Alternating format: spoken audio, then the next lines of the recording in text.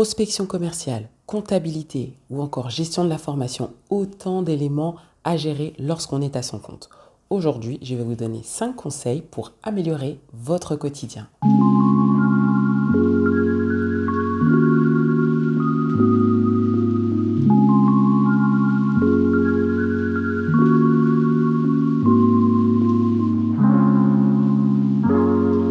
Bonjour à tous, bienvenue sur ma chaîne. Je suis Alexandra, consultante en ingénierie pédagogique. J'accompagne les formateurs et les organismes de formation à développer leur activité pédagogique. En tant qu'entrepreneur, formateur ou encore dirigeant d'organismes de formation, il y a vraiment une multitude de choses à penser, à réfléchir, à mettre en place.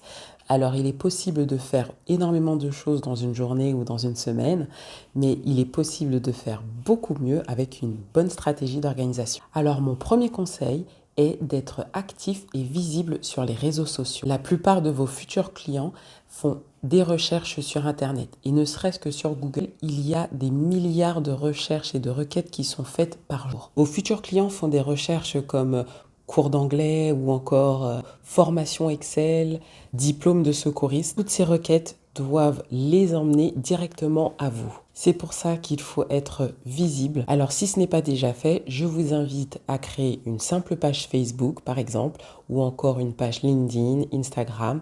L'important c'est de remplir votre page avec des informations qui vous représentent, avec vos valeurs et que cette page soit attrayante. Mon deuxième conseil, c'est de faire confiance en votre réseau. Votre réseau regorge d'informations ou des personnes qui sont porteurs. Alors lorsque l'on utilise notre réseau, ça peut prendre un peu plus de temps, mais à la fin, on peut obtenir des clients fiables et prêts à passer à l'action. Alors petite astuce, invitez vos clients à faire de la publicité pour vous, qu'ils deviennent de vrais ambassadeurs. En gros, l'idée est que si votre client vous apporte un nouveau client, vous pouvez lui offrir une séance supplémentaire gratuite ou encore une offre de réduction sur sa prochaine formation. Mon troisième conseil, c'est savoir dire non. Et oui, le non peut être positif aussi. Il n'y a pas pire que d'accepter des nouvelles missions et être incapable de les réaliser, de les délivrer correctement avec la qualité recherchée, soit par manque de compétences, de temps ou même d'intérêt. Alors mieux vaut avoir peu de clients, fidéliser votre clientèle et délivrer une qualité similaire, plutôt que d'avoir des missions ponctuelles et de finir par être dépassé. Alors pour les formateurs, vous pouvez aussi faire des partenariats avec d'autres formateurs dans la même discipline que vous. Comme ça, vous mutualisez vos connaissances, vos compétences et du coup, vous agrandissez votre réseau. Alors mon quatrième conseil, c'est d'apprendre à déléguer. Alors je sais qu'il peut être très difficile pour des indépendants de déléguer. Sachez qu'il y a plusieurs façons de déléguer et de déléguer bien sûr sereinement. Vous pouvez commencer par identifier quelques petites tâches à déléguer, faire un point régulier avec cette personne, fixer des objectifs sans trop contrôler. Mon cinquième conseil, c'est de planifier. Si vous voulez vraiment vous en sortir, il devient vital pour votre activité de planifier.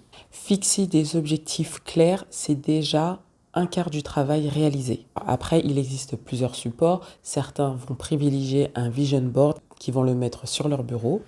D'autres vont privilégier leur téléphone parce qu'il est à portée de main. D'autres personnes vont avoir des carnets de notes ou leur ordinateur. Le tout, c'est utiliser la méthode ou le support qui vous convient et d'être régulier dans votre planification. Et voilà, si vous avez aussi des conseils que vous souhaitez partager, si vous avez apprécié ce contenu, n'hésitez pas à liker et ça m'encouragera à réaliser d'autres vidéos de ce style. Si vous souhaitez avoir d'autres conseils ou de manière plus approfondie sur une thématique particulière, n'hésitez pas à me contacter et je me ferai un plaisir de vous répondre. D'ici là, je vous dis à bientôt.